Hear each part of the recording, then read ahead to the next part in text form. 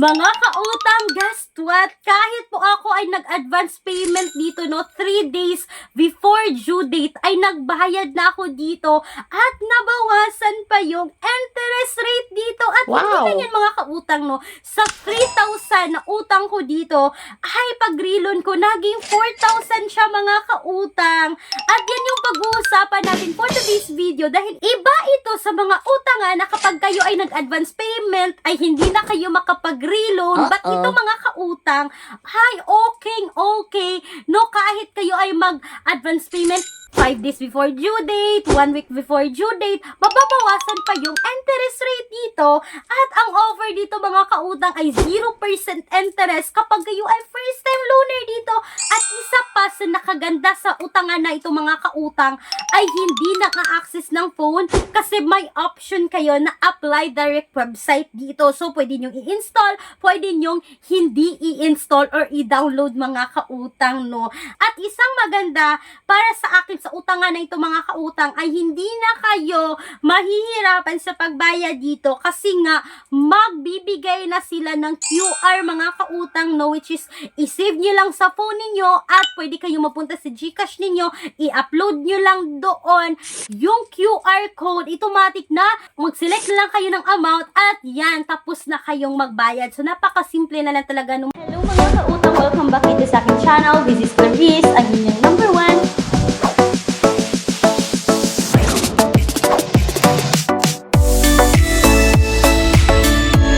pinasimple nila itong si Digido ngayon mga kautang, no. At ito si Digido, isinali ko ito sa top 5 best loan app ko sa previous video ko mga kautang kasi nga iba ito sa mga utangan online. Kahit 7 days sa first time loaner dito mga kautang, 0% interest naman.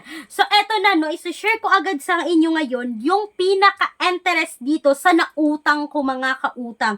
As you can see dito sa screen, no, pagkatapos kong nagbayad, may offer na 4,000 mga kautang na 7 days is babayaran ko ng 4,560. Kung 14 days mga kautang, 5,120. Kung 21 days mga kautang, bumaba yung offer no, naging 3,500.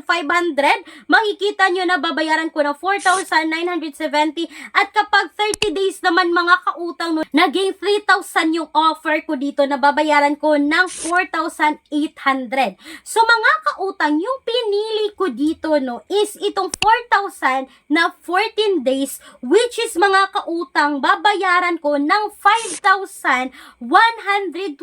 So ibig sabihin, in 14 days mga kautang, merong tubo na 1,120.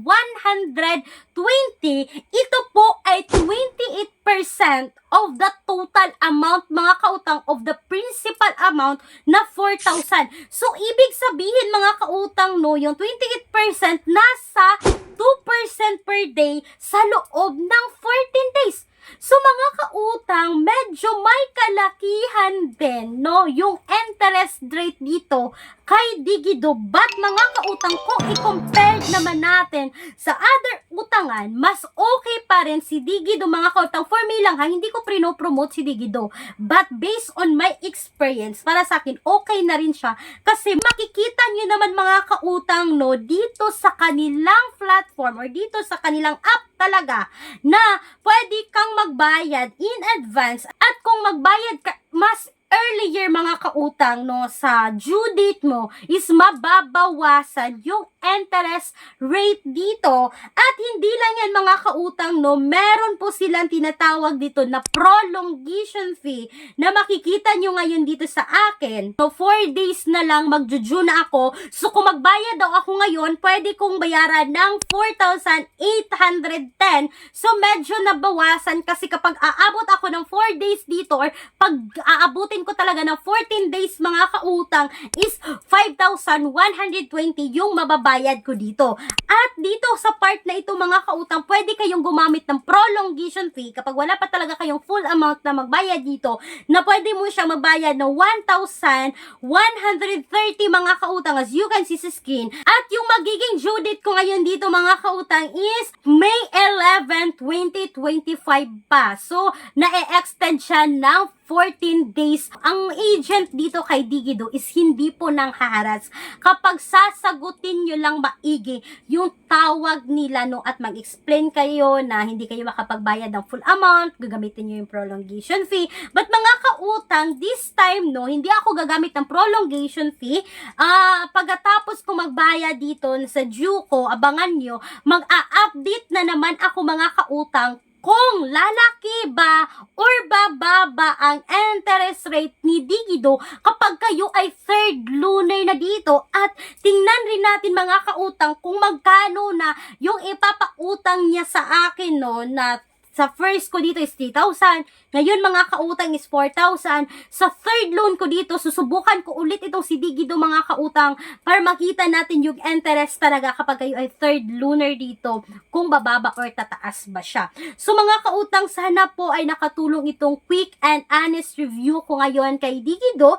At gusto kong subukan na makapag third loan mga kautang kasi may nakita at nabasa talaga ako dito no, na nakapag loan siya ng 20,000 pesos kahit siya pa ay third lunar dito kay Digido. Medyo mataas nga lang raw yung interest rate. Kaya yan yung gusto kong subukan mga kautang no, kung gaano nga baka talaga kataas yung interest rate. Pero kung naghahanap kayo ng mababa yung interest rate na may 1.49% to 1.99% yung monthly interest, yes mga kautang, bank personal loan na yan na nag-o-offer ng minimum of 20,000, maximum of 2 million pesos. Lahat po ng details dito ay malalaman nyo kung i-email nyo ako mga kautang, clariza@gmail.com.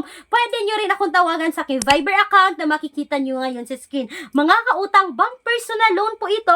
All applications submitted is subject for bank approval. So that's all for today's video mga kautang. Sana po ay nakatulong itong quick and honest review ko about kay Digido ngayon 2025. Once again, this is Clarice, ang inyong number 1 pala utang, dahil utang is life.